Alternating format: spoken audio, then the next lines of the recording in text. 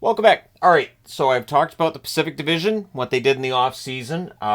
As you can see, I've now got the Central Division all set up. It does feel weird not seeing an Arizona. It's going to take me a while not seeing the Arizona logo for that to feel like normal. But anyways, the Central Division now alphabetically starts with Chicago, and it ranges down to Winnipeg. So for Chicago, this has been a very busy offseason. And I went through the trades, the free agents. I hope I got everybody. I know there were a couple names I missed on the Pacific Division. I do apologize. So I'm going to do my best here. The additions for Chicago, impressive. Teravainen, Bertuzzi, Maroon, Craig Smith, Brossoit, Martinez, Brody, and Mikheyev. Also had Lafferty, but Lafferty, of course, signed as a free agent with Buffalo. So there you go. Now, what I like with what Chicago's done is they're going to be an older team this season. That experience should lend itself to fewer games where they get blown out. I think they're a more talented team, which will also lend itself to them being blown out a lot less. Adding Brossoit as the backup to Mrazek, the goaltending should be really, really good. And they've got some depth up front. There are some guys who can play with Bedard. There are some players who are going to strengthen that blue line as well. Martinez and his shot blocking. I think Brody coming in from Toronto, I think that'll be fine. I've seen people say, oh, Brody sucks. At this point in time in his career, I think TJ Brody going as a veteran to a team that's going through a rebuild is perfectly fine.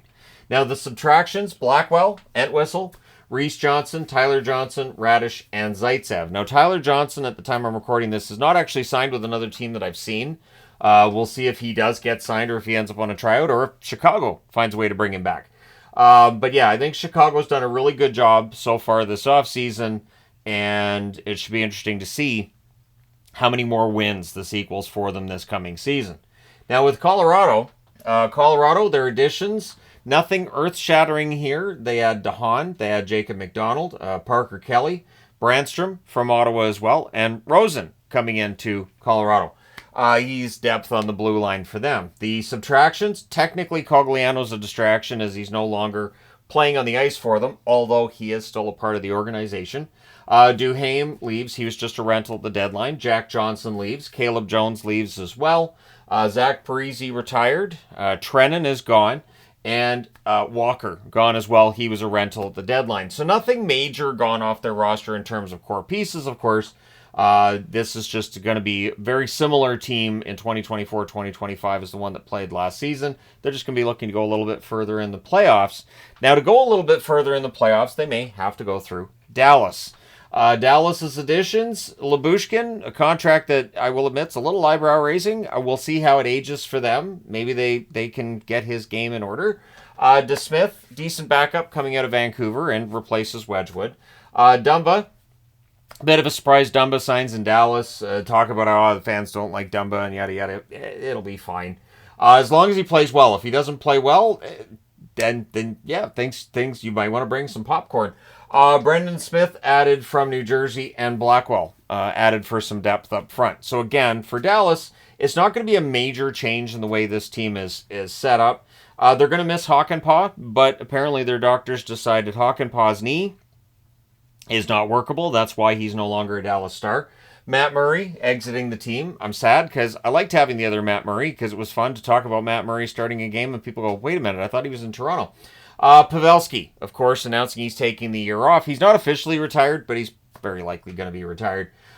Craig Smith, gone. Wedgwood, gone. Chris Tanev, who was a rental, gone. I'm sad they couldn't find a way to keep Tanev. And Dellandrea, traded in the offseason as well.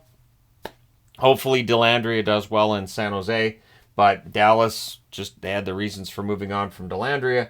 This is a team that should be a contender, not because of players they've added, but because they were already in contention. And for young guys like Wyatt Johnston and Stankoven, they've had a year of experience, and they had that playoff run as well. That can't do anything but help them. Minnesota. So the additions for Minnesota are limited, and we know with the cap situation that they're going to be limited in what they can do.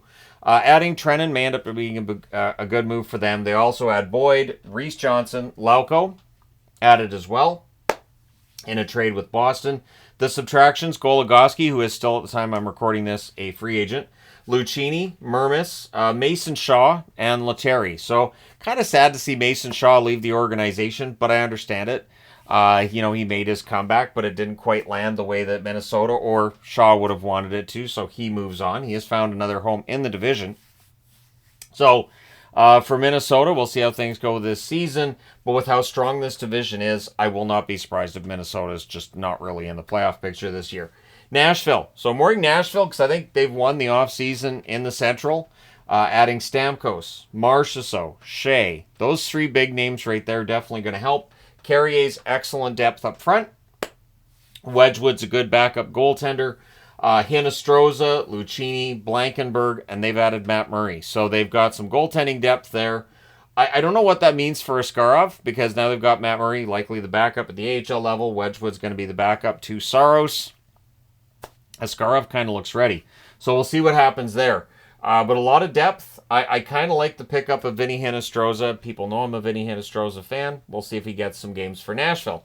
The subtractions, Tyson Barrie, who is still a free agent as we speak. So not much of a market apparently for Barrie, or maybe he's waiting for a certain team, but he has yet to sign. Beauvillier leaves. He was a rental. Lankinen, a little bit surprised that Lankinen doesn't find a way to stick around in Nashville. I thought it was a good fit. But again, they decided to move on. Sherwood, who's moved on to Vancouver. Zucker, he was a rental. McDonough returns to Tampa Bay. That move was made to free up some cap space, which, and then some of that cap space goes to the Steven Stamkos deal from Tampa. So then if we look at it that way, does that mean kind of they trade for Stamkos by trading McDonough and his cap hit to Tampa? Anyways, St. Louis, they've added both of the Joseph brothers, Matthew Joseph and P.O. Joseph. So that'll be fun to see them out there playing together, even though they're not both forwards, but one's a forward, one's a defenseman. I'm guessing they'll be out on the ice together at times. Ryan Suter added yesterday, of course. Foxa, Texier added as well. I think Texier is a solid addition. I think that if he can bounce back and get back to being the Alex Texier that I saw a few years ago in Columbus, St. Louis might have got themselves a really solid addition. And Foxa, despite his contract being high, I do like Fox as a fourth liner. It's a shame. I'm going to miss him in Dallas. I didn't have him on the subtractions for Dallas either. So there you go. At least I found the mistake this time, right? So the subtractions for St. Louis: Blais, Rosen, Scandella, Vrana. The ones that are notable amongst the ones that have gone. Vrana, of course, still a UFA as we speak. Maybe he gets a tryout in September. We move on to Utah, where it's not a ton of names, really, when you look at some of the others on the board, but just how impactful some of these could be.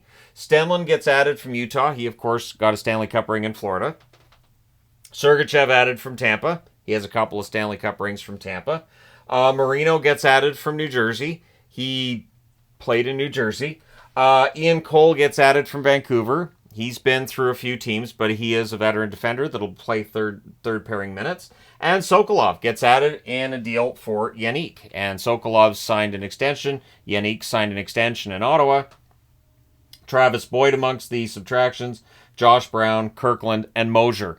The one that's obviously impactful there is Mosier, but adding Sergachev, Sergachev's probably an upgrade on Mosier, so probably fine with that if you're a fan of Utah, right?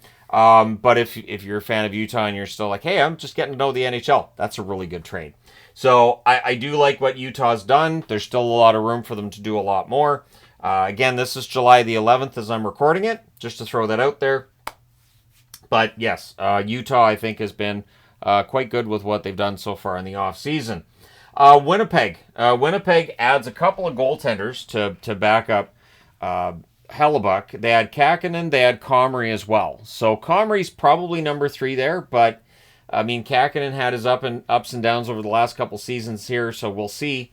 Hayden Fleury, Mason Shaw, and Coughlin added in a trade for future considerations from Carolina. So for Winnipeg, hasn't been a substantial addition, really.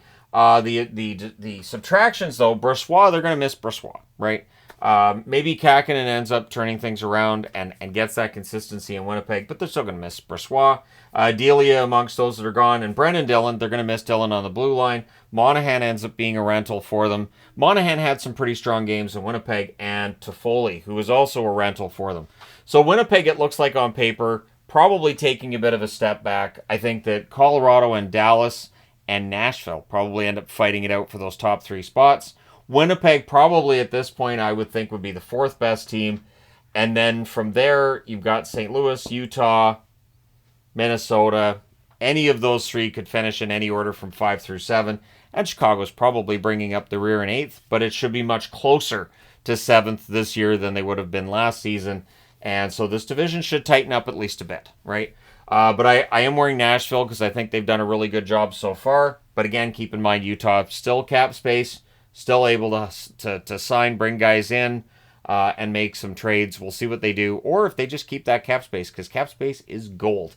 Let me know your thoughts in the comment section below. As always, don't forget to hit like and subscribe if you've not done so already. Thank you guys so much for watching, for all your support. I will talk to you again soon.